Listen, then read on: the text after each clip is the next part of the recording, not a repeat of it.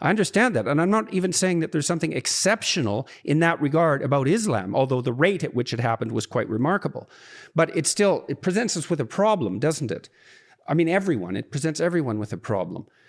And the problem is, well, for example, the problem is reconciling the idea of turning the other cheek with the idea of a just war, a defensive war, or an expansive war for that matter.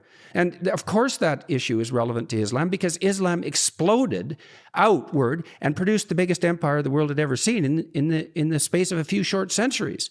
Yeah, but Dr. Jordan Peterson.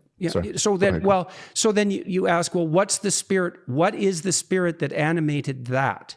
And is that attributable to the Islamic doctrines themselves? Yes, I don't know the answer to that. No, let me tell you the answer to that, okay?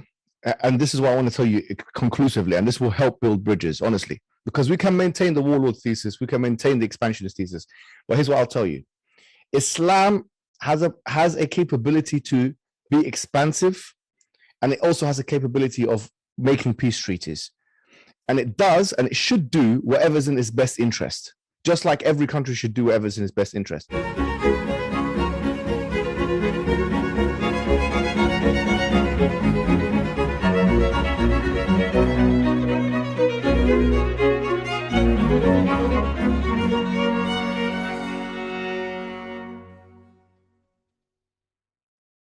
Hello, everyone.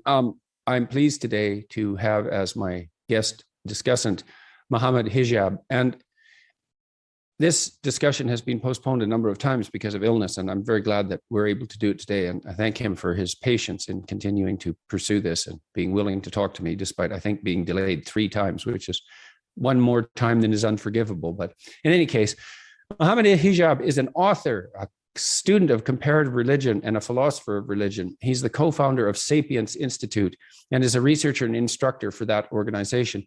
He has a BA in politics and a master's degree in history. He's acquired a second master's in Islamic studies from the School of Oriental and African Studies. Hijab has also completed a third master's degree in applied theology from the University of Oxford, where he focused on the philosophy of religion in applied settings. He's now doing his PhD in the philosophy of religion on the contingency argument for God's existence. And many people, I was looking a while back for people to talk about Islam with, and many people recommended that I talk to Mohammed Hijab. And so I talked to Mustafa Akyol a couple of weeks ago. He's known more, I would say, on the liberal front. And so I'm very pleased to be able to talk to Mohammed Hijab today. Thank you very much for joining me today. It's very good of you to put up with the delays. So no. Thank you for having me, honestly. It's always a pleasure. Well, so I'm going to ask some really basic questions because it's very difficult to understand another culture from the outside. You also have, as an outsider, you have no idea how much you don't know about what you don't know even. You're blind to your own ignorance. And so I'm going to start with basic questions. I wouldn't say that I have a tangible understanding of Islam. I mean, I have some understanding of Christianity. I've been able to get the sense of Christianity at a reasonably deep level, I would say, at least compared to other things I know. And I've kind of felt the same way about certain aspects of Buddhism and Taoism. But as a religious system, a system of thought, Islam has remained relatively opaque to me, despite the fact that I've done a reasonable amount of historical reading. And so what is it in terms of practice and belief that are absolutely core, as far as you're concerned, to practicing the Islamic faith? Well, the first thing is, I think we should start with the bare bones basics. And the bare bones basics is first to say that we believe in God. And the kind of God we believe in is one God, worthy of worship. In fact, the Quran makes a series of arguments, rational arguments, for why we believe in the type of God that we believe in. For example, in chapter 52, verse 35 of the Quran, it says, أَمْ خُلِقُوا مِنْ غَيْرِ شَيْءٍ أَمْ هُمُ الْخَالِقُونَ أَمْ خَلَقَ السَّمَاوَاتِ وَالْأَرْضَ بَلْ لَا يُوقِنُونَ. Were they created from nothing or by nothing? Or were they themselves the creators of themselves? Did they create the heavens and the earth? They have no certainty.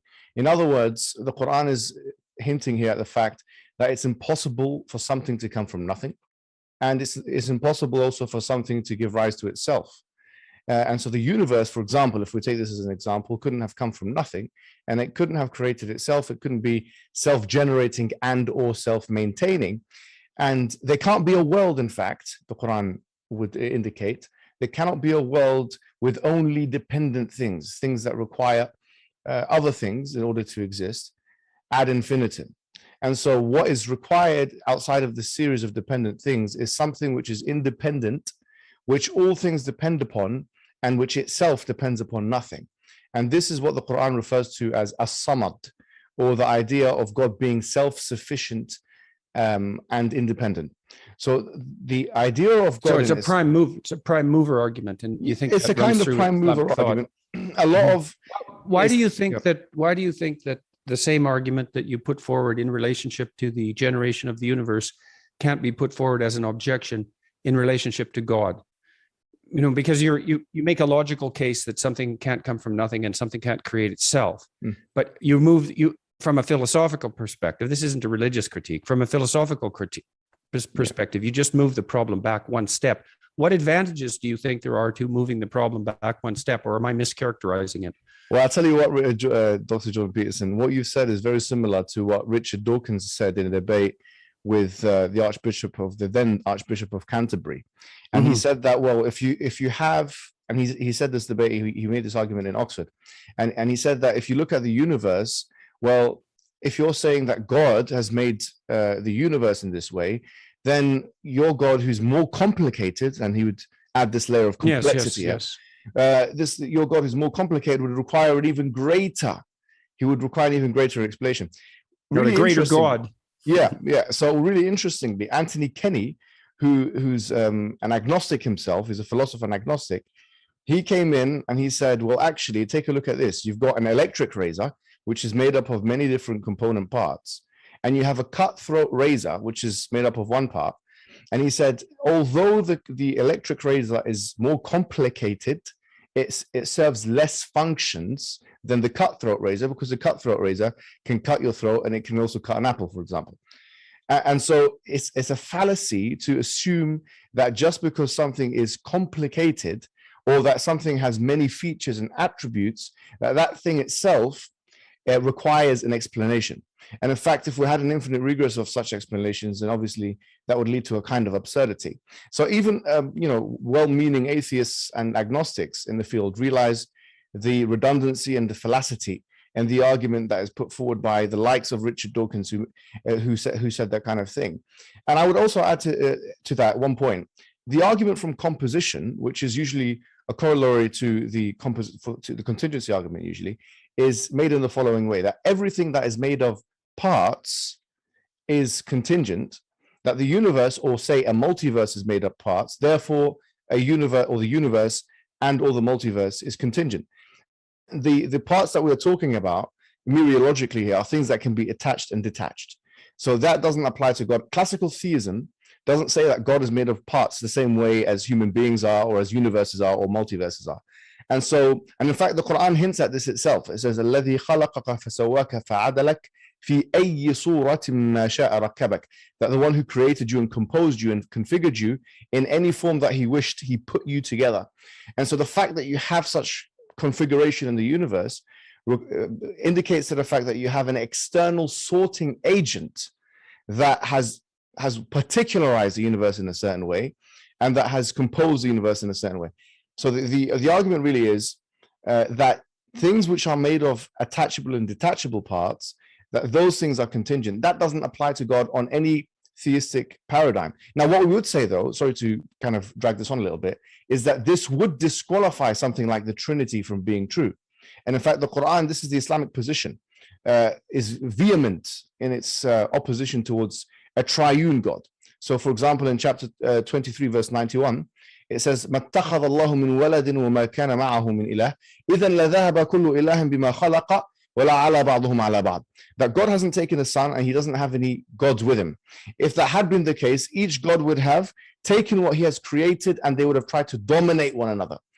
The idea, therefore, that there can be more than one all-powerful entity is an inconceivable and unintelligible idea from the Islamic paradigm. So it's seen as problematic, to say the least, or conceptually impossible, to say even more, to suggest that something like a Trinity can be true. When it's talking about, for example, Mary and Jesus, it says something very simple: كَانَا يَأْكُلَانِ الطَّعَامَ, that both of them used to eat food.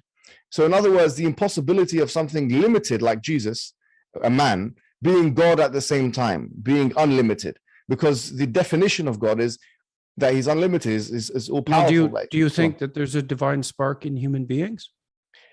No, but we don't think there's any kind of divinity at all. Islam is categorical about this, because the way we define divinity is extremely strict. We say that the divine attributes of God are specific only to God. So nothing else. What's the characteristic element of the human relationship with God? So and what's the central what would you say, structure of value within a human being that makes them worthy of respect, say, in the sight of God, or worthy of value in the sight of God?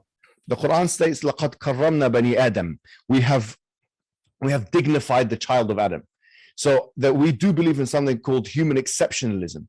We do believe that human being has been specialized or specified among all other things in creation to be to have free will, for example, to have a personal relationship with God, to have a loving relationship with God. People don't realize this, especially from the Christian tradition, but one of the names of God from the Islamic tradition is that he's the loving one, Al-Wadud in Arabic, in the Quran as well.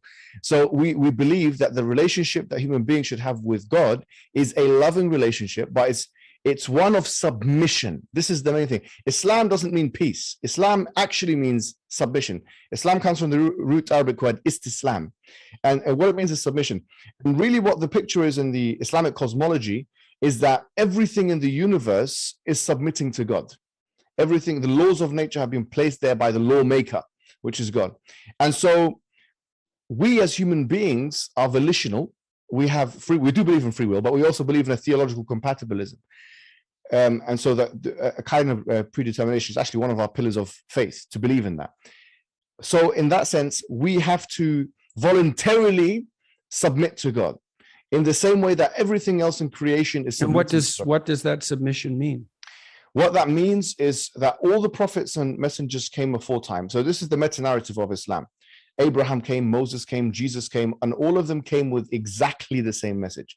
And that message is to worship, to believe in one God, and to worship in only one God. And to do that, you have to follow a guidance. So each and every single one of those messengers, they came with, we believe in our narrative, they came with two things effectively. They came with a message, which is to worship God, meaning to submit to his laws, and also with some kind of evidence base to suggest that they are prophets. So some of these stories would have been known, obviously, to you. You've done a biblical series, so I know you're very aware of those stories. We have very similar stories, like in Moses, Abraham, Jesus, but they are slightly different. Those stories are slightly different. In fact, sometimes radically different, especially considering some New Testament kind of narratives.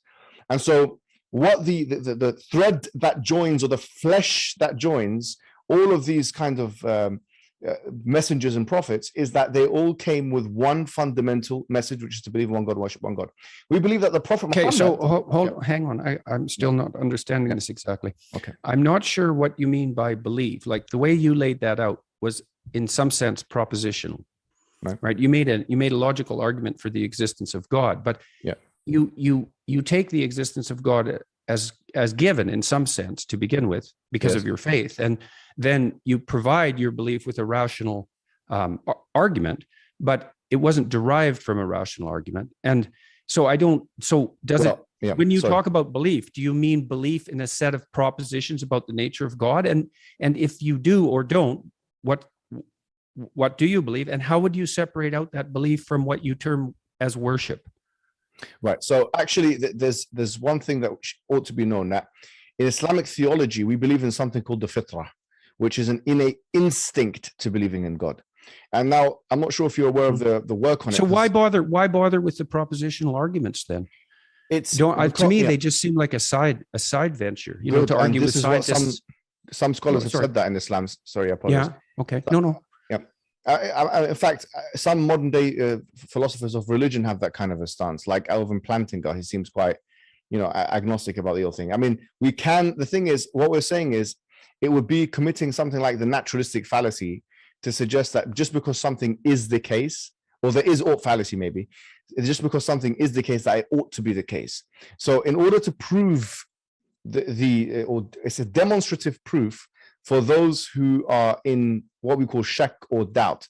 And this, but the truth is, as you've mentioned, and as in the literature, like for example, Justin Barrett has this in his cognitive psychological or cognitive science literature.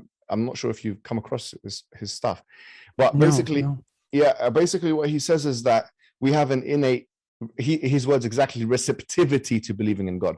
In 2011, the Oxford Anthropological Society, they'd done a huge study of 32,000 children, and what they found was that children innately and intuitively, instinctively have a belief of a higher power of some sorts.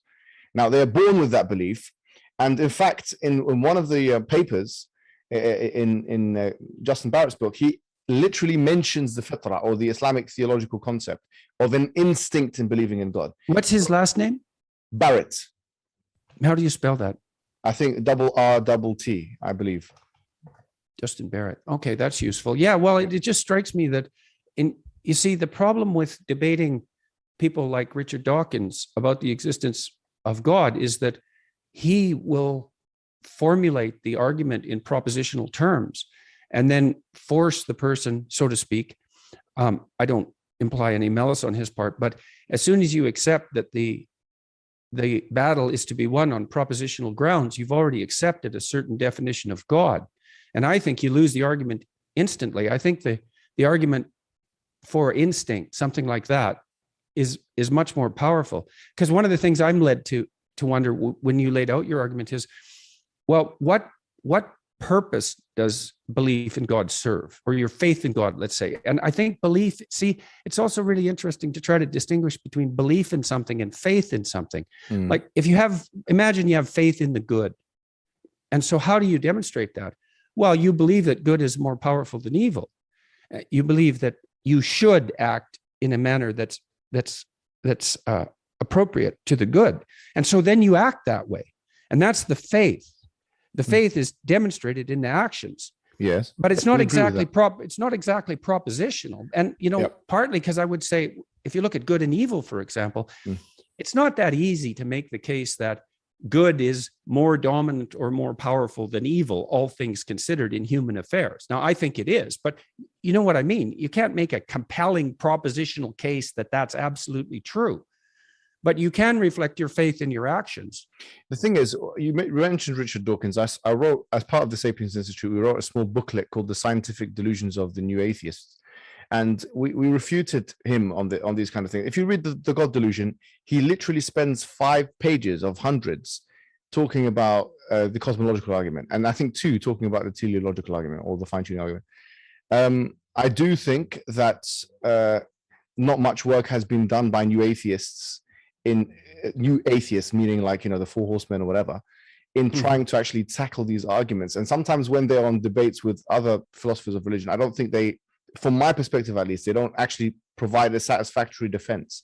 Yeah, well, the instinct argument is an interesting one, because it seems to me that part of and this is why I was pressing you to some degree on the issue of the definition of worship, is that I don't see much difference between the instinct to worship and the instinct to imitate. And I do believe that there's compelling evidence, psychological and biological, that we human beings have a remarkably strong instinct to imitate. And the question is, well, what is it that we're oriented to imitate?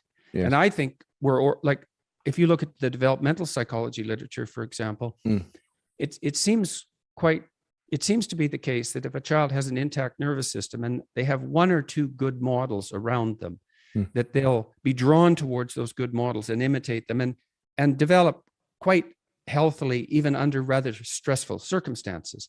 Yes. And, that instinct to imitate also underlies phenomena like the experience of awe and the experience of charisma. And that charisma, has an effect on attentional function and on the proclivity to behave. And so I think the propositionalized arguments deliver the religious ideas over to the propositional camp. And that's dominated already by scientists in many ways. It's a losing battle. I don't think it's the right one. So worship, so one thing the West and Islam agree on, although I think Islam is part of the West, by the way, because we're all people of the book. I mean, the triune God in the Christian sense is still subordinate to a higher order unity. And so there is a powerful movement towards monotheism in Judaism and Christianity and Islam, and that seems to be a point of some agreement. We're also, all three societies are also people who've made a decision collectively in some mysterious manner that a book should sit at the basis of culture, a specific book that's been aggregated in a strange way, in a mysterious way. And so we also agree on that. And so that's a starting place at least. And obviously there's been a lot of interpenetration of ideas between Islam and Judaism and Christianity. I mean, the prophets in Islam are the same prophets that go through the three major Western monotheistic religions. Yes. And so that's a fair bit of commonality. Yes. And so that's a good place to start building bridges. And so Islam is stringently monotheistic. And then the submission idea, what exactly, I mean, God is ineffable in a sense. And so what does submission mean exactly? Right. And how is that related to worship? And how is that related to the good, let's say, on a practical level? Right. So I think what you said before, there was a point you made about defining faith through action. And I think that we would strongly agree with that. And that's what we believe. Our definition of faith is what you basically believe in the heart, say on the tongue, and do with your actions. That's like a definition of faith for us, or iman, the idea of iman. In terms of the good, now there are different conceptions in Islam of the good. But the main thing is we believe that God is good, quite similar to what Christians believe, and therefore he wants good for human beings, and that the injunctions of God are also good. In terms of submission, and this is extremely important here, submission can only be done through revelation. That is our position. The position is that submission is actually impossible without a guidance, and the guidance we believe obviously is the Quran. But we also acknowledge the Torah, the original Torah that was sent to Moses, and the original Injil, or the gospel that was sent to Jesus. But what we have is, you can call it a doctrine of tahrif, which means corruption. So what we believe is that what happens is, with these books, you've had basically corruption happen to them. So we don't know what is part of that book and what is not part of that book. We don't know exactly what Jesus said and what isn't, because there is no clear chain of narration back to Jesus Christ.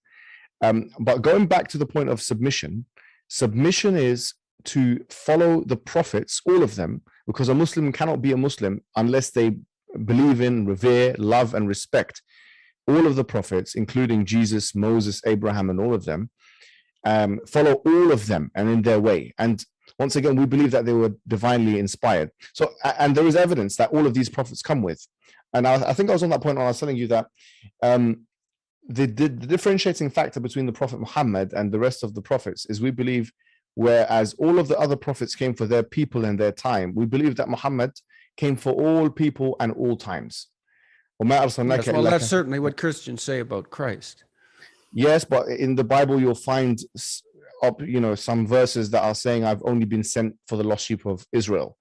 And so, yeah, there's some tension. You see this, yes. You see something like the rise of a spirit of universalism that surpasses fundamental tribalism, even of a religious sort. And there seems to be a struggle that takes place in the gospel, in some sense, conceptually, between this reversion to something that's more tribal and something that's genuinely universal. But I think the universalist spirit wins out quite clearly. I mean, otherwise Christianity wouldn't be an evangelizing religion. It's designed to try to bring everyone under the fold, let's say. Tension, sorry. It's largely because of the tension between Paul and James. And a lot of, modern day Christianity is based on Pauline kind of interpretations, rather than kind of, James was very much a man of the law himself. He was, he didn't believe that the law was abrogated. He didn't believe that, in fact, there's huge tension, obviously, in the Bible between both those two men. And obviously, there's historical reasons for that as well. But what we will say is, we would say that there are clear verses in the Bible, like, for example, we point to Isaiah 42:11, where there indicates a new prophet that's going to come. And in fact, Isaiah 42:11 in particular is extremely important, because it even specifies the region. It says it will be sent to the people of Kedar. And the people of Kedar, as in Genesis, Kedar was the son of Ishmael, and basically from him is the lineage of Muhammad, or the Arabs, if you like. And so there's a whole discussion in the whole of Isaiah 42 about a new prophet going to come, and he is going to come to the people of Kedar, and the people will be rejoicing on the mountaintops. And in fact, the name of a mountain in Medina, which is present-day Saudi Arabia, is mentioned, which is the Mount of Sela. And so we would say that actually Muhammad was a continuation of Jesus Christ, and that Jesus Christ as a prophet, also in the Bible, doesn't say that there's not going to be another prophet after me. And so there's no reasonable reason for us to think it all ended. Well, I think Jesus. Christ actually said that believers would be able to do the things he did and more. So there's actually a prophecy of a multitude of prophets in some sense, which would perhaps be a consequence of taking the fundamental doctrine, the spiritual doctrine of Christianity seriously. Yes, I mean, as we said, interpretation. In many ways, we are all followers of Christ, and that's another point of commonality. Like we see the Messiah, Jesus Christ, as a man who had done wonders and miracles and signs, as the Bible states. We believe that he was immaculately conceived. We believe that he cured the blind. He raised the dead with God's permission. We believe all, like most of the things that you'll find, we actually believe in those things. There's huge commonalities between Islam and Christianity from that perspective. The major difference is we would say that it's not intelligible or conceivable or pardonable to believe any human being with a date of birth could ever be called God. And this is where we kind of diverge from the Christian mainstream. Yeah, so okay, so let me tell you about some things I've been thinking about in relationship to that. Well, you know that Nietzsche announced the death of God in the late 1800s, and you know what the consequences of that have been, at least to some degree. And of course, Dostoevsky was talking about exactly the same things at pretty much exactly the same time. But the philosopher of religion, Mircea Eliade, in his historical investigations, indicated that the death of God is something that has happened to many cultures in many places over many times. It's not a unique event in, let's say, Western history. And his explanation for that, at least in part, was that as there's a movement towards unification under a monotheistic umbrella, let's say, which is perhaps a precondition for the union of diverse people, one of the consequences of that is that central unifying value becomes so abstracted because it has to cover such a multiplicity. It becomes so abstracted that it becomes sufficiently, it flies away. And he called that Deus abscondus, if I remember correctly, is that the idea of the spirit just flies away because it no longer has an attachment to the world. And one of the ways that Christianity solved that, if you think about it from a psychological perspective, was by insisting upon the presence of God in a kenotic form, right, in an emptied form, in a partially emptied form, in the person of Christ, in a particular place and a particular time. And it's a variant of the prophetic idea, although taken to its absolute extreme. The prophetic idea is that there are people who are marked out in history, marked out by God, by their relationship with what's highest in some spectacular manner. And so I guess one of the things I would say about the Islamic resistance to the idea of the divinity of Christ is that there is an emphasis on Islam on the special status of prophets, of certain prophets, and their particular special relationship with God, which seems to elevate them above other men in some important sense. And drawing a line precisely between that claim and the claim of divinity incarnate is not an easy matter. So, well, I would actually disagree with that. I think there's a clear distinction in the Quran between the prophets and ordinary men. This is actually one of the clearest distinctions. Because yes, but is there a clear distinction between the prophets and some spark of divinity inside those men? Yeah. So what do we define as a spark of divinity? Well, I would say it's partly what gives people charisma, although it's not always that. It's also partly what marked these men out as being prophets. I mean, it's what we look at when we say that man is great. That's a great man. That's a great person. That was a great deed. Well, yes, fair enough. But I would say also embodied virtue. And it's embodied virtue that is in some sense reflective of the action of the highest value operating at a local scale. Yeah, so that's exactly what we believe. We believe in the doctrine of infallibility, or Islã, And so we believe that all prophets basically did the best thing possible for human beings. And this is narrated about the Prophet Muhammad. In fact, وَإِنَّكَ لَعَلَى خُلُقٍ عَظِيمٍ, the Quran in chapter 68, verse 2, that, and you have impeccable virtue, basically the highest level virtue. And this is something about all the prophets. And obviously, if that wasn't the case, they wouldn't be sufficient guides for us in terms of humanity. So if that's what you mean by a spark of divinity, then I don't think there's a point of resistance. Yeah, well, these things are hard to sort out, right? The terminology, and that's part of the complexity of these sorts of discussions. And for us, divinity is basically having the attributes of God. So once again, since we know God through his attributes, from that perspective, that human beings cannot possess the fullness of the attributes of God. If you want, I can recite. No, that seems like a perfectly reasonable perspective. I mean, we're all limited, infallible creatures, and we'd be fools not to see that.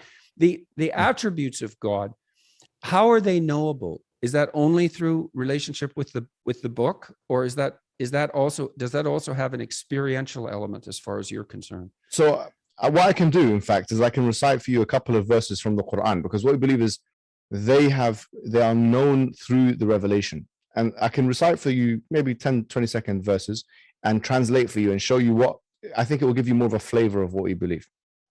Sure. Do what you will.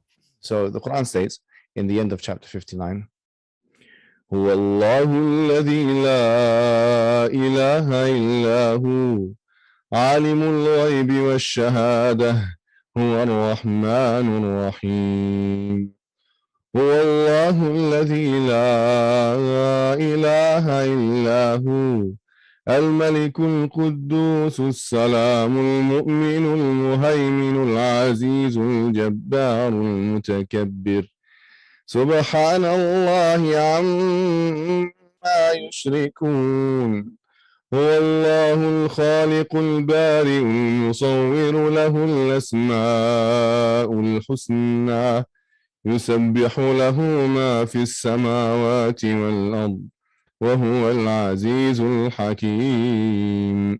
So let me read the translation from because I don't want to get this wrong, right? These two verses I think are probably the two best verses that answer your question in the Quran. Allah is He. I'm going to get something maybe a bit better. Translation. All right. Mahsen Khan. He is Allah, that there is no God worthy of worship except for Him, the King, the Holy, the one free from all defects, the giver of security, the watcher over His creatures, the mighty, the compeller, the supreme. Glory be to Him. Glory be to God. High is He above all that they associate as partners with Him. He is Allah, the creator, the inventor of all things, the bestower of forms. To Him belong the best names. All that is in the heavens and the earth glorify Him, and He is the Almighty, the All-Wise. So these are, I would say, potentially the two best verses that summarize for us. So it's an attempt to use a multiplicity of virtues to define a supreme source of good. So, okay, I have a technical question for you, a procedural question, I guess. When we're talking, so you sang those verses, and then, so here's what happened. I asked you that question. You sang those verses or chanted them, or a combination of those two. Okay, but there's a melodic element to that, and I don't understand the language, and then you translated them. And so why approach the answer to my question in that manner? Because we believe that the Quran in its original language has an element in it, or has a virtue, if you like, to it, or an attribute to it, which cannot be felt or experienced phenomenologically, if you like, through just mere translation. We believe that. And so what purpose does that serve in a discussion with someone like me? What it will do, hopefully, because we believe the Quran has divine qualities itself. The Quran itself has divine qualities. So we believe, number one, it's a cure. We believe it's actually a physical cure as well as a spiritual cure. We believe that it's a guidance. We believe that it's something which will literally put you in a psychological state of ease. So in a sense, what it will do, it hopefully, will have an effect on you, which is physiological, maybe psychological. And in a sense, it's like giving you something to taste rather than just explaining what it tastes like, you know. And so that's why I feel it's how do you know when that's appropriate and when it's not? It's I mean, always you appropriate. obviously don't all the well, but you don't. Yeah, I don't mean that. I mean, no, but so that's why I asked the question. It's obviously you're making distinctions. You're not doing what you just did with what me. it is doing, Peterson. I want to give you the full Islamic experience. You see? Yeah. Okay. Fair enough. Do you know what I mean? No, so, okay. So part of it is to let you hear what the Quran sounds like. So you can kind of, if you hear it, maybe you go somewhere to a Muslim country and you hear that in the background, or you maybe even walking down, I don't know, you're from Alberta, is it? Yes. Yeah. Amazed you know that. Yeah, I think you've mentioned it before. I've been to Edmonton, actually, in Canada. There's a Muslim community there. Maybe you'll hear it in someone driving there and, oh, I remember that. I know what that is, you know? So it's just to gain maybe. So why did that make you smile? Because that would make me happy. I mean, quite openly and honestly, because we want the best. I mean, to be honest with you, if you want me to be totally honest, yeah. Well, that's what I'm hoping for. Yeah, all right. One, you asked me before we started the show. I mean, one of our, not objectives, but one of our hopes, okay, is that people embrace Islam and become Muslims. Islam is an evangelizing religion. It's a religion which aims literally to enter every home. There is actually a prophetic saying that says that Islam will enter every home, not necessarily meaning everyone will become Muslim, but it will enter every home in some way, shape, or form. You mean like what's happening right now with this podcast? There you have it. You see, it's part of it. No, there's a series of predictions that the Prophet makes, and this is part of the evidence package, we believe. Okay, so you also talked about the fact, when we started, just before we started this, that part of the reason that you're talking with me is that you hope to build bridges. And so this gets down to some, and I want to return to the fundamental attributes of Islamic belief. I don't want to let that part of the conversation lag, but Christianity is also an evangelizing religion, and Christians hope the same thing. Yes. So, well, you know what that has caused, and is still causing, and so we have to contend with this, all of us that are alive now, and so we have two evangelizing religions. They're both fundamentally monotheistic. They emerge from a tradition that's quite similar. There's many things that they have in common, but the border between them has been rife with conflict for a very long time, and that has not ended, and it's become more distributed and so forth. And one of the things about Islam, I would say, that frightens the West is that especially in the modern world, is that it appears that it's difficult for religions that aren't Islam in Islamic countries to manage to maintain themselves to any degree whatsoever. And now, look, I understand. I said that with a certain understanding also in mind. When I look at this from a psychological or an anthropological perspective, I also see that as human societies have come together and organized themselves in ever increasing sized groups, that the necessity for an emergent monotheism as a uniting factor might be crucial. And it's clearly the case that the emergence of Islam united diverse people. Yeah. And in that union, there is a kind of peace. That's the definition of union. And how much strife and force and conflict and catastrophe had to attend that unification is a matter of debate. We don't know how these things can be managed. We don't know how to manage them any better. But we're still stuck with this problem. Now we have two fundamental monotheisms that are head to head. No, that's an oversimplification. And hypothetically, we're both motivated by the desire for something approximating peace. Yes. And we want to build bridges, and that's why you and I are talking. Yes.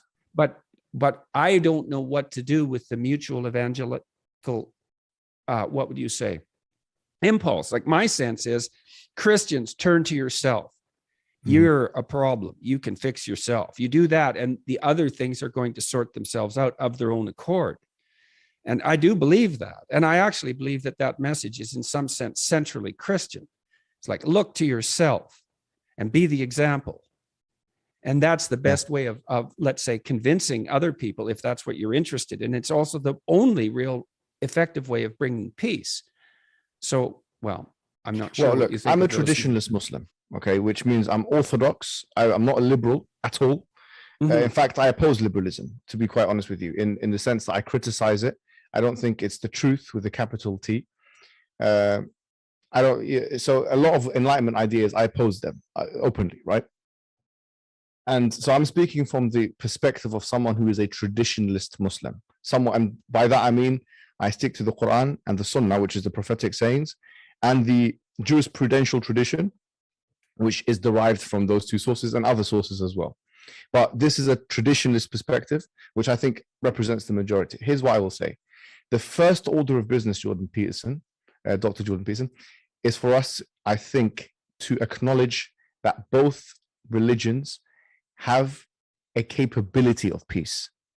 Okay, this is extremely important, and that requires education. So I'm just going to be honest with you. Like, for example, the warlord comment that you made. Okay, about the Prophet. I think that is part of the problem. I have to be honest, because I want to get to that, Dr. Jordan. Here's the thing. I don't see you as some kind of enemy of Islam. I genuinely don't. I see that we need. And I don't want to be either. I have lots of people in the Islamic world who are listening to what I'm doing and watching and being supportive. This is part of it. And here's what I'll say to you. No, I can tell you that as a matter of fact. Like, my close friends and traditionalist Muslims listen to you. I mean, that's for sure. In fact, they love your you stuff. think they'd have something better to do? No. Because a lot of your views kind of coalesce with the Islamic viewpoints, especially on like the nuclear family, on alcohol. I know you've done your PhD on alcohol, actually, your thesis. And obviously Islam is one of the only religions in the world that bans alcohol completely, and drugs and stuff. But going back to the point, like we said we want to build bridges, and we said we want to understand each other. And I think what you said there is important. We do have two evangelizing religions. We have to look at the character and the life story of the Prophet, because with the Prophet Muhammad, here's two things that we have to look at. Number one, there was the Meccan period, and I'm sure you're aware in that period, the Prophet Muhammad was, first of all, he was an orphan, and then he got married to a woman at the age of 25. Her name was Khadija. She was actually his boss, and then after that, he said that he received revelation at the age of 40. In the mountain, in the cave, sorry. And then after that, there was a time of persecution. And then after that, he went to different places. He went to Ta'if, which is a place outside of Mecca. He went to Al-Aws wal-Khazraj, who are two clans, two tribes. And what it was is that he was trying to get support for his project, or the monotheistic project, because he was being boycotted, etc. He eventually got it from Al-Aws wal-Khazraj, these two tribes, because they actually believed in the religion of Islam. This is documented, like, without a shadow of a doubt. This is what happened. And then is this in the Medina? Is this the Medina period that you're speaking of? So this is actually technically the Meccan period. Okay, still the Meccan period. Yeah. So right before Medina literally was established, because Medina is it was so called after the Prophet, because Medina just literally means the city in Arabic. It was called Yathrib before, and then they changed it into Medina to Nabi, like the city of the Prophet. And so that's why it was kind of called Medina after that. In that time period, so you got 13 years of Medina. The vast majority, I'm not going to say all, but the vast majority of wars that took place, in fact, all of the wars that took place before the conquest of Mecca were defensive. So the pagan Arabs went to Medina and tried to siege it. Badr, Uhud, Ahzab, or the Khandaq, and all of these are names of wars. And in fact, there was, according to Ibn Qayyim, one scholar, there were 19 such wars in 10 years. So that's almost an average of 2 wars every year. And for me, I see that actually as an evidence for Prophet, because the Prophet was actually fighting in these wars. He wasn't just throwing people around telling them to fight for him. He was fighting in them, and they were defensive wars. So in that time period, what happened was, I'll give you one example. So let me interject something there, because that's a very hard thing for me to get straight in my mind. Yes. Now, I would say that, and the division in Islam that occurred almost immediately upon Muhammad's death, and which has not been rectified to this day. Quite the contrary. So that's also, that's a problem for everyone. Yeah. It's a problem for Muslims. It's a problem for Christians. It's a problem for everyone. And it's a problem that could really get out of hand. Now, it's not like I don't know that the Protestants and the Catholics were at each other's throats for, hundreds of years. So, but that's not the issue at the moment. So now, in Islam, there's a tremendous emphasis on Christ's doctrines as well. And there isn't any evidence that Christ himself took part in, let's say, wars. Okay, And so I disagree with it's that. hard. And let me Okay, disagree with well, that. what do you mean? Okay, well, if you analyze Christ as an archetype, when he comes back in his second coming, he is going to dominate the world.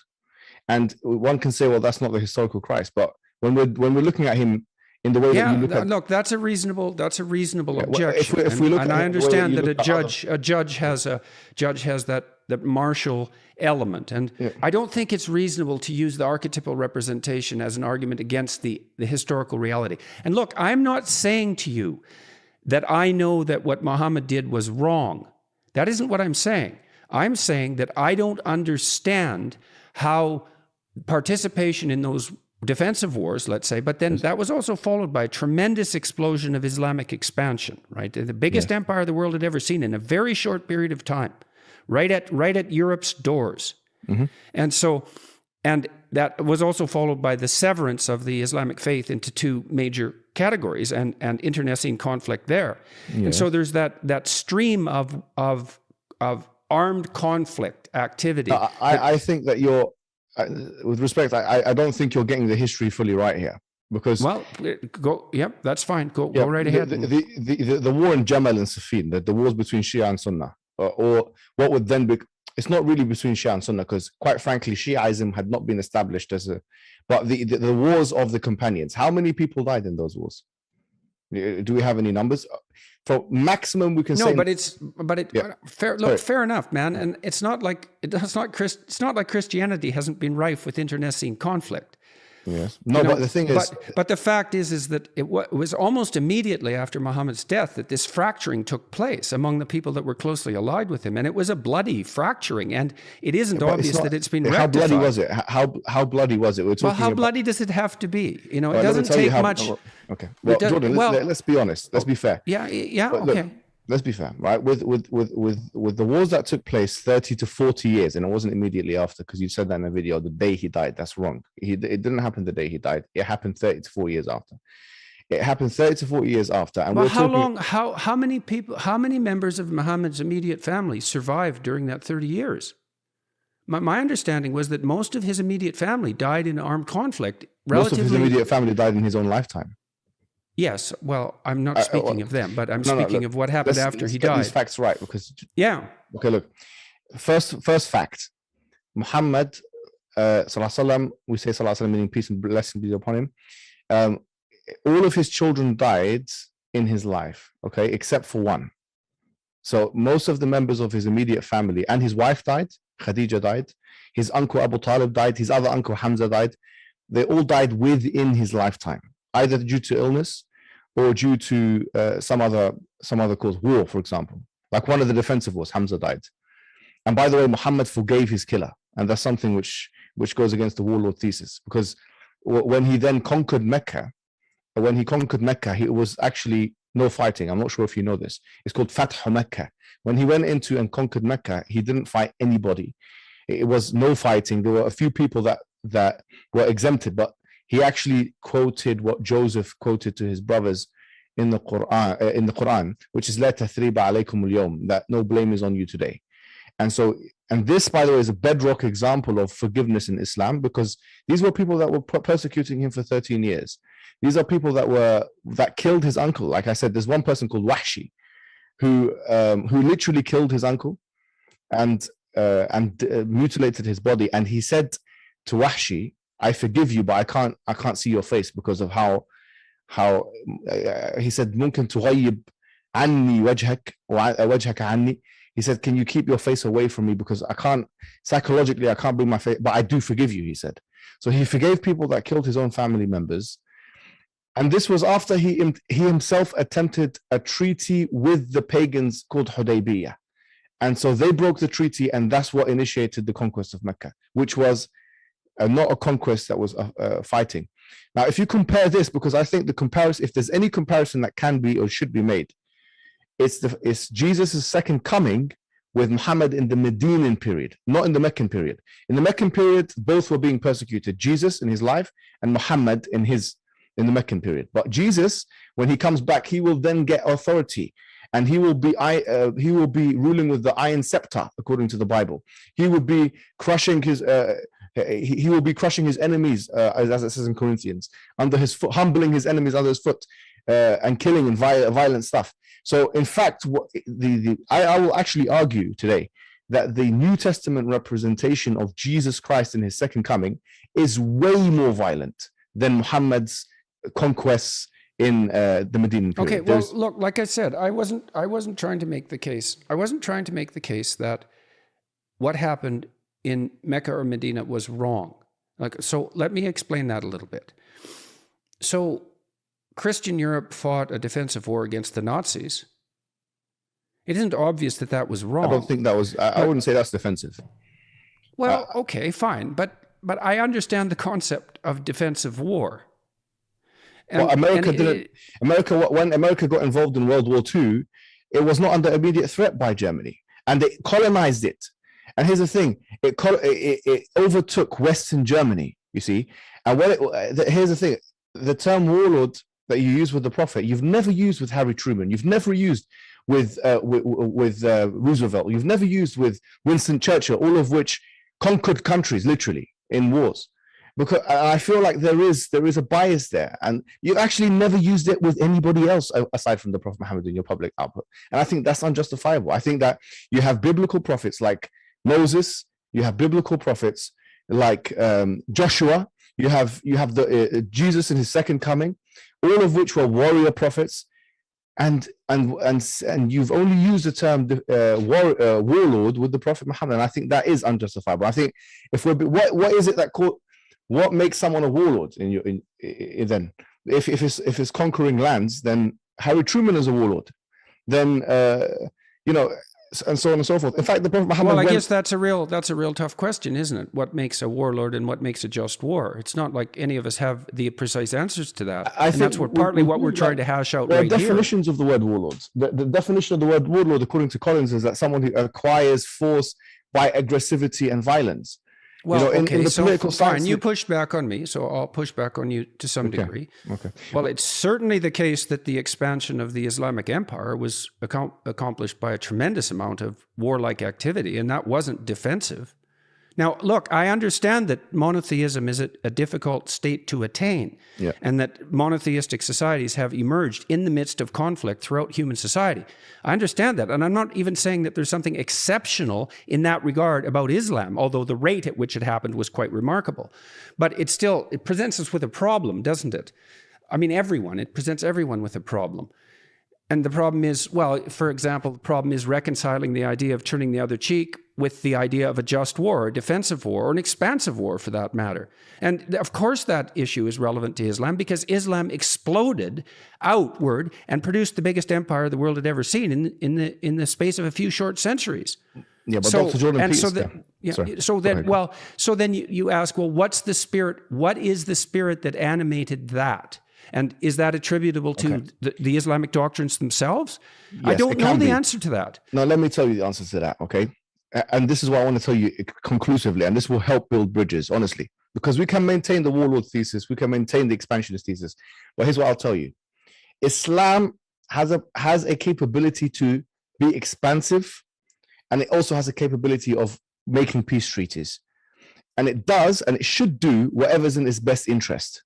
Just like every country should do whatever's in its best interest. In the pre-modern world, we did not, I think this is highly anachronistic. In the pre-modern world, there was no such thing as the UN. It was a realist international relations framework whereby everybody was fighting everyone.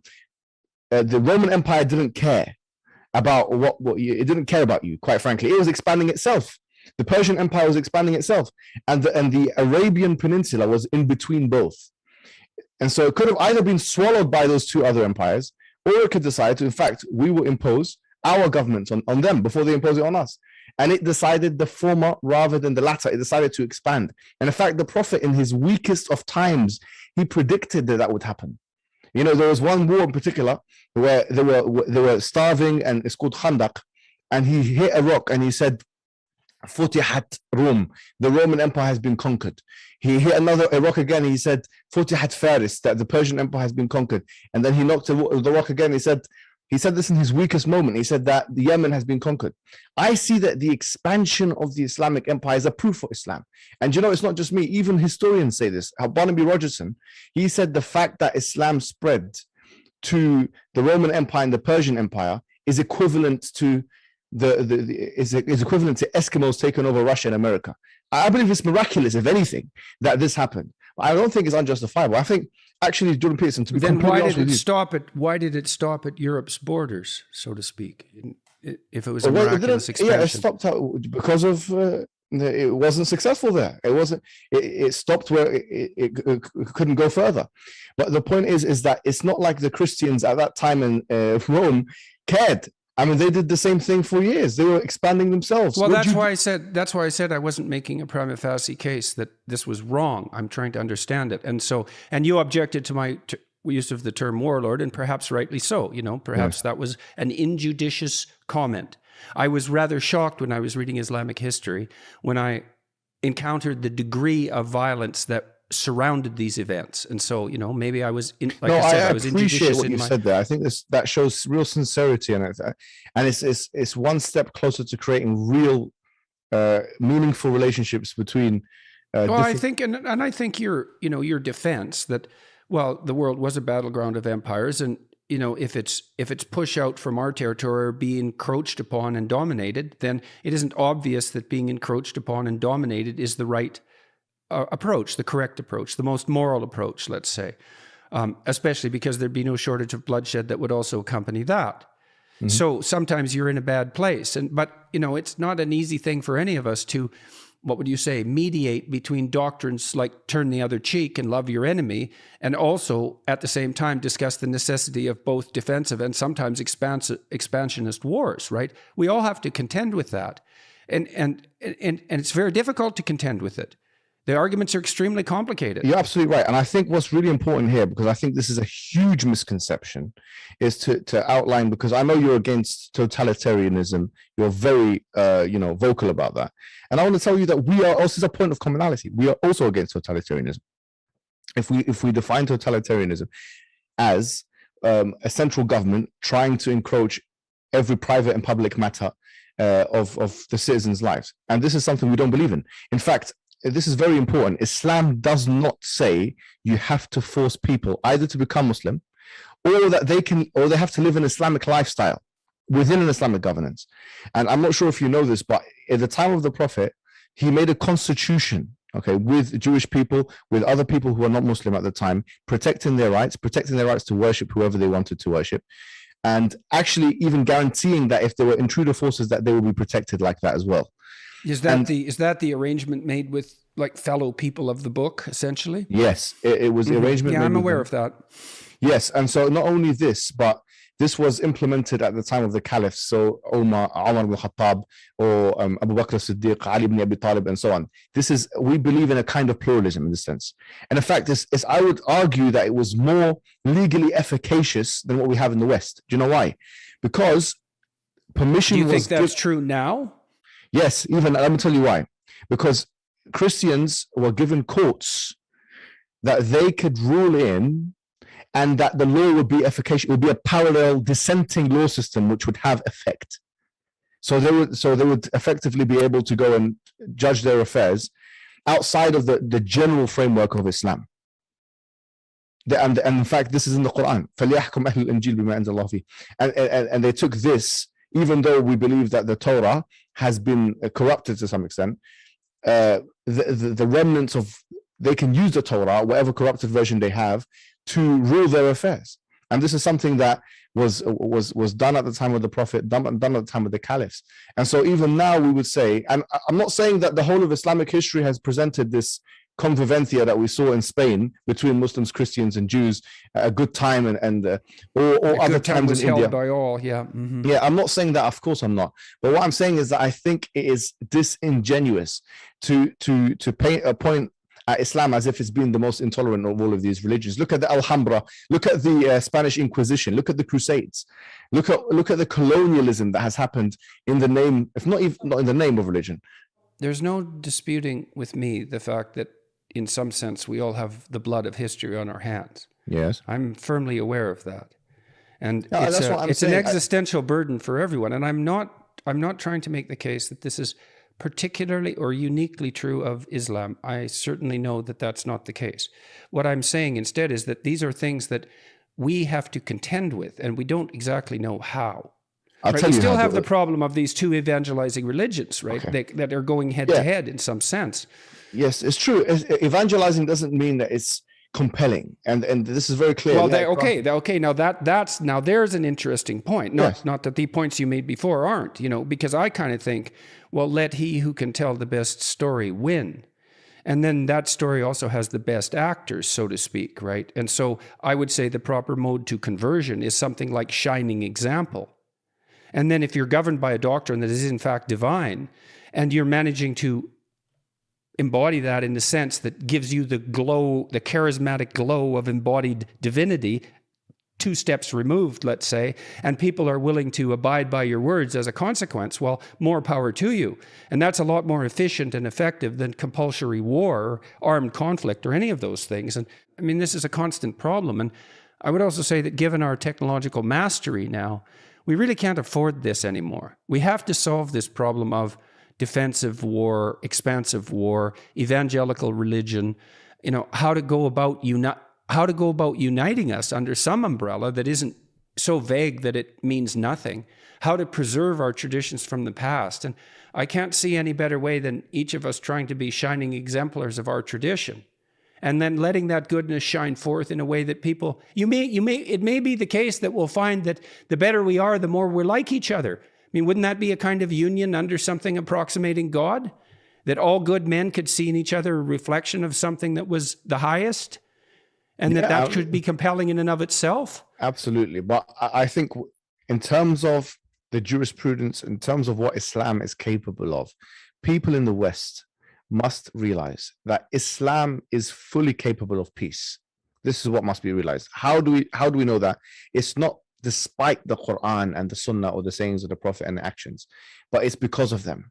If you look at the Quran and you look at, for example, chapter 4 verse 90, or if you look at, for example, chapter 1 verse 90, chapter 2 verse 190, you'll see that the Islamic commandments are clearly sometimes about defensiveness, but sometimes also clearly about creating peace treaties. And this Treaty of Hudaybiyah is a bedrock example.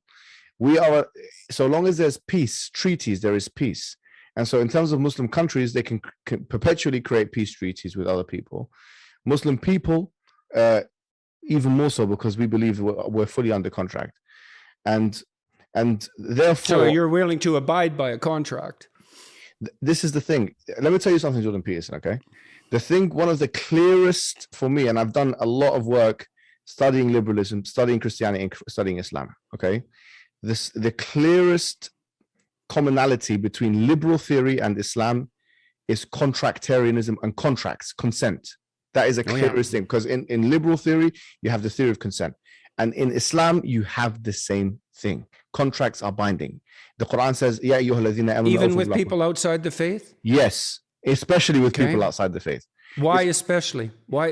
Is that part of the tradition of hospitality in some sense? Yes, because if you break a contract with a non-Muslim, then you're driving them away from Islam.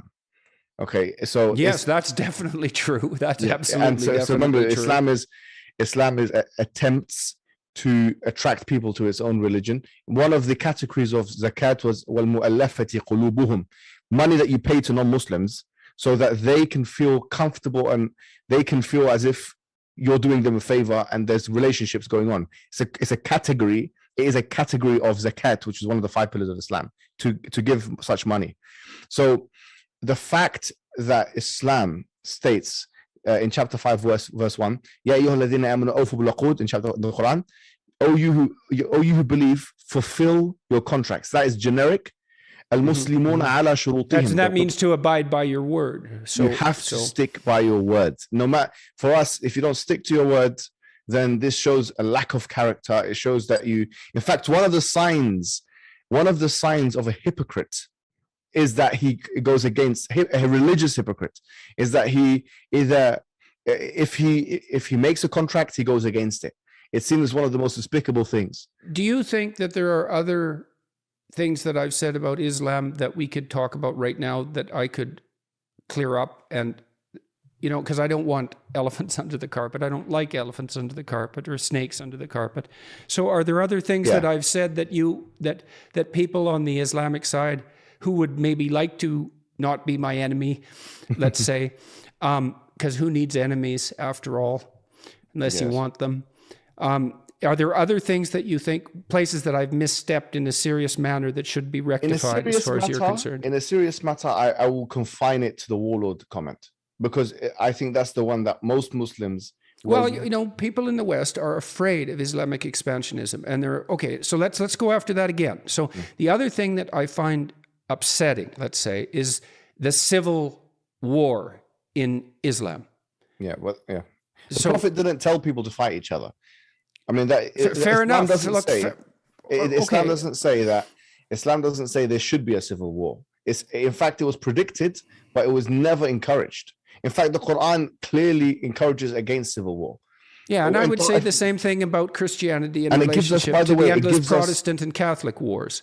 Sorry, just to interrupt. It gives us a remedy. In fact, the Quran is the only religious book I know that tells you how to deal with a civil war. وإن طائفتان من المؤمنين قتتلوا فأصلحوا بينهما. It says that if two groups of Muslims fight, then create peace between them. فإن بغت إحداهما على الأخرى فقاتلوا التي تبغي حتى تفيء إلى أمر الله. It says that if one of the groups rebels against the other group, then fight the one that is rebellious until it wakes up to the command of God. So Islam is categorically against civil war.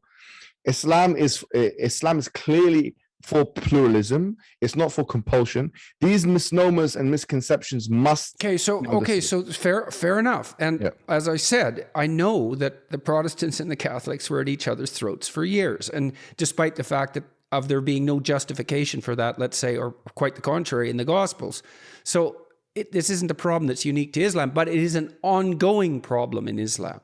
And it's not like there isn't sectarian strife in the West. I also understand that. And so that makes people watching the religious community, say, wary because, well, for obvious reasons. And so I know you can't answer this question in totality, but Islam hasn't been able to bring its own house into unified order.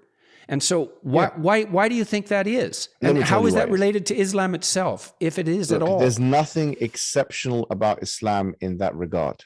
And this, once again, is you made this point many times. And I'll tell you something again. Just because there's multiple interpretations of something, it doesn't mean that that thing is false. Like there may be multiple interpretations of the killing of JFK. It doesn't mean that JFK didn't get killed.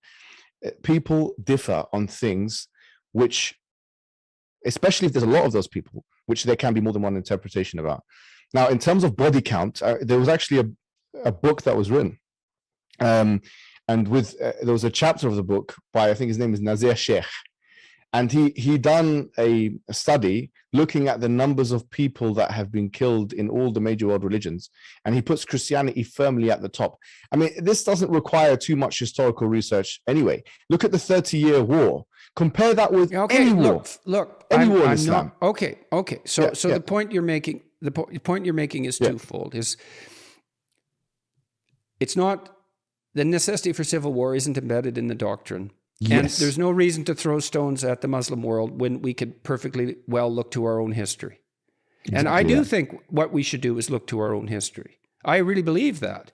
And I believe that we all carry historical guilt for the bloodshed that's preceded the structure of all of our societies.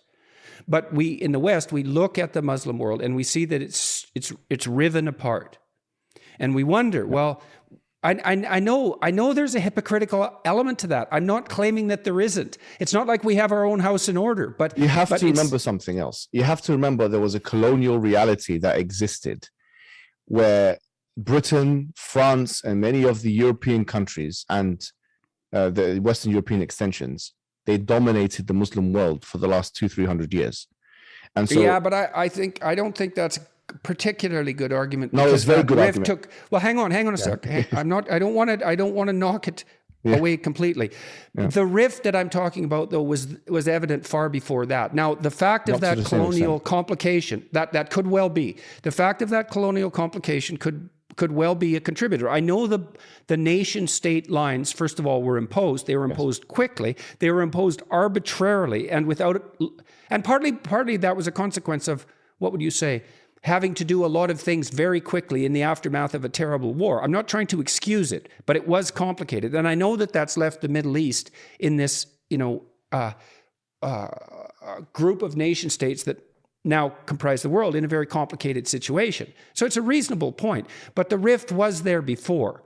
And so... Well, okay, here's what I'll say to that, yeah? You're right to say that there was arbitrary lines that were drawn, but it's not just that there were arbitrary lines that were drawn. You mentioned the Middle East. Syria, for example, which is where most of the problems are happening now, in terms of the Middle Eastern countries, is probably number one. Maybe Libya number two. But say Syria, for example, they put 3, 4, 5, 10 different factions, all of which have differing understandings of religion, of ideology, of whatever it may be, together. That produced wars. You had Christians in Lebanon fighting Sunnis, Shias fighting Sunnis, and this happened especially after the revolution. A lot of it is political so it was factors. The imposition of a false unity. That's really what happened. If you look at what they're doing now, like look at Lebanon as an example. You have to have a Christian president and a Sunni prime minister and a Shia, I don't know what it is, first minister or something. I mean, they have systems that try and mitigate these issues, but it's a mess because you're putting people that have different visions of how to run a country together, and there's similar demographics. It's like 30%, 40%, 20%, and so that creates more wars. But they put them together almost I would argue on purpose, to be honest. It's divide and conquer. If you look at countries like Denmark and Sweden and Norway, which are very peaceful and very prosperous, they're also very homogenous. And they're relatively small. So the problem of governance over diversity is much reduced in countries like that. It's simpler for them to be at peace because the culture is relatively homogenous.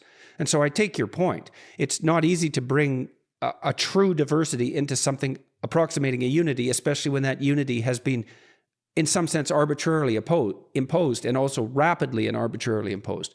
So that's a reasonable point. Yeah.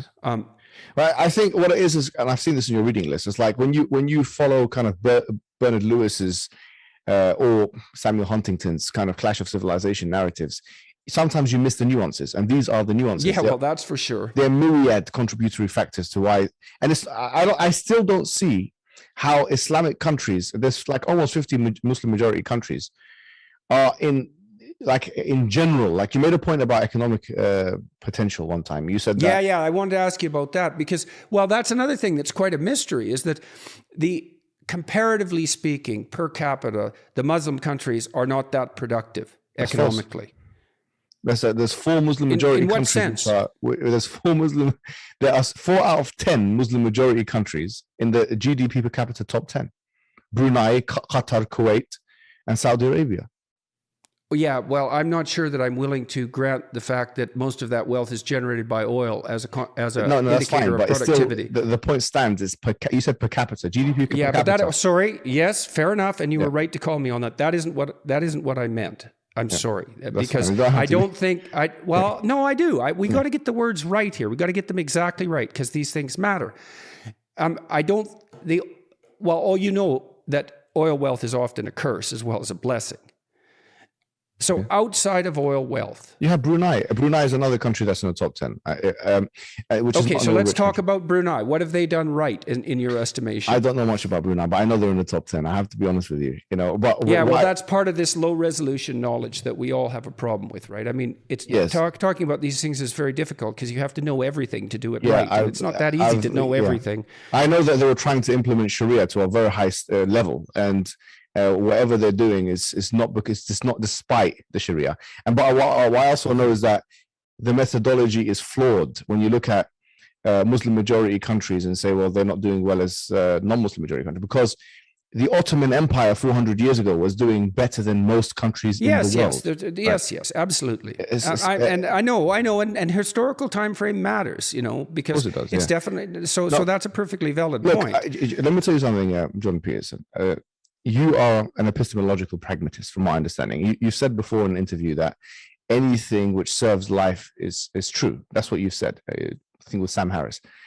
if this is the case, and you said it's nested in Darwinism, if this is your position, then the truth of the matter... It's nested in a very complex manner in Darwinism. Yeah, but if it's... I think that highest truth is something like love, and I think it's very much associated with the notions of love that are central to religious traditions. And so I'm with you, but you still believe that truth is utility, and you still believe, because that's the pragmatist position. And so truth is relative. What I'm saying, yeah, but I also believe that the basis of utility is love. I'm not so sure that you and I differ so much on that particular No, but issue. John Peterson, what I want to say to you is this, right? First of all, pragmatically, Islam is doing the best, because if you're talking about evolution, then we're talking about reproduction and survivability. And Islam has got the highest birth rates in the world today. It's the fastest growing religion by a mile. By 2100, it will be number one. So in your definition, it should be the most true, by the way. Number one. Number two is this, is that... Yeah, well, that's a lot of love, all that reproduction. Don't try and change the subject now. Look, so number two is this. Look, Dr. Jordan Peterson, is I'll tell you that I think I've seen your struggle against postmodernism. I've seen your struggle against nihilism, and I don't think you will be successful. And I'm sorry to say it like this. And the reason why I don't think you'll be successful is because your framework is itself relativistic. If it's utility and epistemologically pragmatic, then truth is relative. And if truth is relative, what are you going to say to you actually agree with the postmodernists in that sense. I think you're closer to postmodernists than you think. In fact, the pragmatist position is not inconsistent. It's a secret love. It's not inconsistent, Jordan Peterson, with the pragmatic position that you hold. What we are offering you and well, the I'm West... going to detail out that in much more detail when I go to Cambridge and Oxford. So okay. I don't know. You should come. Why don't you come to one of the talks? I'll come. Okay, just send me. Do you want me to get? Do you want an invitation? I'll get you an invitation. Well, why don't you come? Because I'm going to talk about exactly that. One of the things in Islam is to always accept invitations as well, and gifts. And I'm going to send you some gifts as well, my friend. Yeah. All right. Because we need to get you some gifts. Right? All right. Okay. So look, I'm going to ask you one more. I got to stop because I'm getting burned out. I want to ask you one more question. Okay. And I would like to talk to you again. And I do hope you come and join me in Cambridge or at Oxford for one of these talks. That would be real good. Yeah. I'll get the person organizing the trip to extend you an invitation. And so thank you. Now you described yourself as a traditionalist as opposed to a liberal Muslim. Yes. And we were talking a little bit about Mustafa Akyol. And so why for you is the traditionalism particularly important? And why should that carry more weight than, let's say, attempts to hypothetically liberalize Islam? What is it doing for you? Look, we have, and this goes back to the pragmatism point and the postmodernism point. Islam gives you moral anchorage in and of itself. We believe Islam itself has an inbuilt flexibility, but objectively, from a correspondence theory perspective, it's an outside truth, which is hard, which is strong, and which can oppose and destroy postmodernism and nihilism. And that's what I think a lot of your followers want. So you think that a traditionalist grounding is it's a firmer foundation as far as you're concerned? When a liberal decides that they want to fuse Islamic ideas with liberal ideas, they're almost okay, fair enough. I can understand that, and it's partly why I have some sympathy for the conservative perspective. Just one point. Okay, yes. So they're admitting that there's almost an admission that Islam is not complete and it's not perfect. We believe Islam is complete and it's perfect in its guidance, and we believe we have evidence for that. Whether it's the prophets. Yeah, well, okay, but there's two problems I have with that, I would say. I mean, look, and I'm taking your point seriously, and I understand the utility of firm foundations as a bulwark against chaos. Okay. Yes, of course. So, but here's two problems I have with that. It's not easy to protect yourself if you're a traditionalist against the temptation towards an authoritarian interpretation. And flawed as we all are, when we approach, let's say, sacred texts, we also have to remember that it's us who are reading them. And divine though they may be, that doesn't mean we're perfect in our receipt of their message. And so it's hard. What the danger on the more traditionalist side is the slide into authoritarian certainty, as opposed to the slide into chaos on the more liberal side. So how do you personally defend yourself against that? Well, first of all, authoritarianism on pragmatism and pragmatism are not inconsistent, because an authoritarian leader can... I'm not saying I have the answer to that problem. I'm fine. making that That's claim. the first thing. Number two is, I would say, do you know, you've said one time, I think in a lecture, that one of the miracles of Christianity is render unto Caesar first. You know, render unto Caesar what belongs to Caesar, and render unto God what belongs to God. What if Caesar is Hitler? Then you've got authoritarianism all over again. So I think yes, definitely. So but you didn't answer my question, though. Look, it was a technical question. It's a technical question. Look, and maybe I'm wrong in the formulation, and you can tell me if you think I am. Yeah. What I see as a danger on the liberal side is the possibility of a descent into something like chaos. That's hopelessness and despair. Okay. But what I see on the more traditionalist side, let's say the conservative side, is a retreat into a kind of authoritarian certainty. And those are twin temptations that might be, what would you say, specific to given temperaments. And I was asking you personally, like you're a traditionalist believer. Yes. How do you protect yourself, your soul, against the temptations of overweening certainty? All right, I got you. Okay. Yeah, no. I don't. In terms of certainty, I strive for it. In fact, we want it. We don't want to. The problem is not. But how do you rectify error? Like, you're not perfect, obviously. No. Me personally, of course, I'm not perfect, but we believe we follow a perfect guidance. Right, but you follow it imperfectly. Yes, right? I am. And there's the rub. Right. So that's my point, is that given that you have to follow it imperfectly, given that you're imperfect, how do you defend yourself against inappropriate certainty? Because look, if you're imperfect, it means you think you're right about things you're not right about. That's the definition of imperfect. Compounded ignorance, right? Yes. Yeah. So there are things that in terms of my own personal, you're talking about my own personal faith. So I'm talking, you bet. Right. Okay, I got you. There are certain things which I will believe in 100%. And there are certain things I will suspend judgment on. So the things which, for me, constitute the anchor, I believe the moment I take that anchor away, I plunge into chaos and anarchy and depression. And that's not something I'm willing to do for myself. So the certainty I have is that there's one God worthy of worship, that God's wisdom and guidance is the truth, that whatever God says is true, that the prophets are true, that heaven is true, that hell is true, all that stuff. The things I will suspend judgment on is how to deal with situations, because that I do believe, by the way, in a kind of Sharia consequentialism. And I do believe that within the Islamic framework is something called usul al-fiqh, which is basically the principles of jurisprudence, that rules are not always going to work in all cases.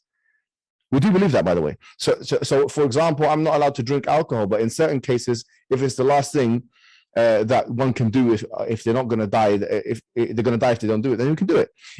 And this is just one extreme example. We're not allowed alcohol in Islam, obviously. This is one of the injunctions. But there are things we do believe in consequential and inbuilt flexibility. With that, we have to communicate. We have to discuss. We have to speak to Muslims and non-Muslims alike. Okay. So I'm still not getting at what I want to hear from you specifically. Yes. Go on. You know that, well, all of us struggle with the desire to have what we believe be right at all costs, right? Because it is satisfying and it's difficult to be wrong because it means you have to improve. You have to look at your errors. I'm asking you personally, like when you're dealing with your wife, when you're dealing with your kids, how do you know how is it that you can protect yourself against being overweening? Now, this is a good question. You're going to get me in trouble with this kind of thing right now, And this is a good question. What it is that, I've been married for 9 years now, and I've had to learn that the hard way. I've had to learn that the hard way, that I protect myself by realizing or know my own vulnerability, my own fallibility, my own weakness, the fact that I don't get everything right. The fact that there's another perspective, that there's something outside of myself which is greater than me. Yeah, well, that's okay. So that's something like, because a serious discussion can be had about the relationship between humility and love, right? Yes. I mean, I think a certain degree of humility is a precondition for love, because otherwise you can't take the perspective of the other person. Like, how can you, if you don't think you're wrong? And for me, and it's certainly been the case, this was useful in my clinical practice and certainly in my marriage, is I'm trying to be as attentive as I can to when I'm wrong. And that seems to be a reasonable Yeah, move that comes forward, out, and you know? I think that's really good. That's a good part of your person. I think that's why a lot of people actually love your work and love you as a person, because you come across as extremely authentic and sincere. That we don't find that kind of thing in kind of a lot it's of not public like discourse. it's not like it's obvious to me that the Christians have it right and the Jews and the Muslims have it wrong. And Yes. so that's certainly not the case at an individual level. No, It's like no, it's way yeah. more complicated than that, way more. And so we're just not going to go for answers. If we go for answers like that, we're going to be at each other's throats. And how about we aren't? How about we're not? That's How about we better. make peace? Hey, and so like you that. and I, we had a peaceful conversation, so good for us, and hooray. And hopefully we'll have some more. And I would very much like to see you in Cambridge or Oxford, and you can listen to my arguments in a more detailed manner that way, and that might address some of the philosophical concerns that you were raising. Yeah. So I'll get an invitation out to you, well, likely today. So, Fantastic. and hopefully we'll be able to talk again. And thank you very much for agreeing to speak with me. I appreciate it. And for correcting thank me on you, my Dr. misapprehensions.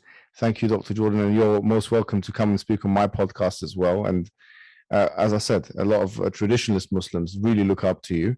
And I think we've actually come quite a long way in being able to build bridges. To summarize really from my side, so long as today we have realized that, okay, Islam is a religion not too dissimilar, okay, from the other previous dispensations as we would see it.